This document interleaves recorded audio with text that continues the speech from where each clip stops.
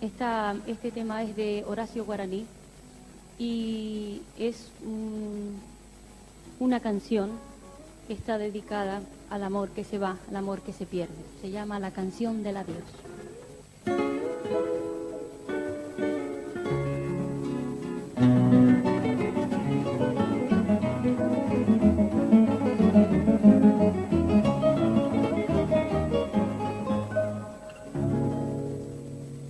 Te digo adiós y acaso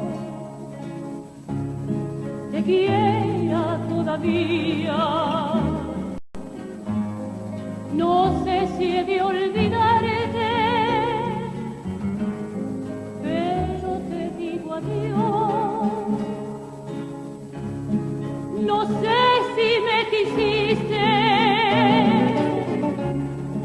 no sé si te quería, o tal vez nos quisimos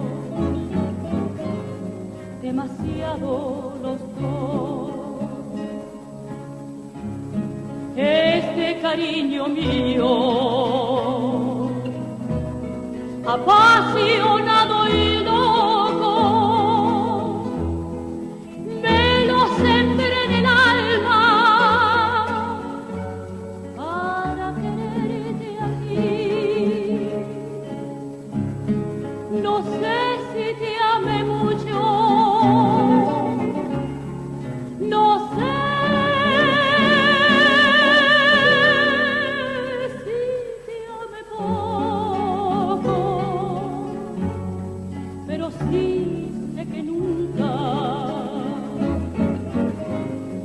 volveré a amar así.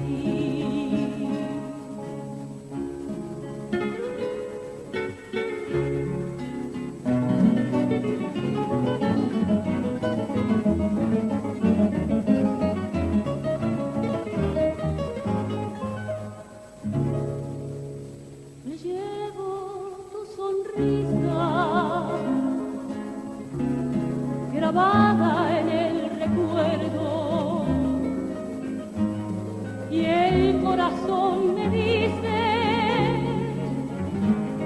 que no te olvidaré, pero al sentirme sola,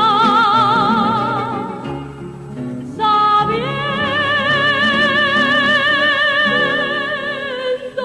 que te pierdo, tal vez comience a amarte como jamás te amé. Te digo adiós si acaso con esta despedida mi más hermoso sueño muera dentro de mí, pero te digo adiós para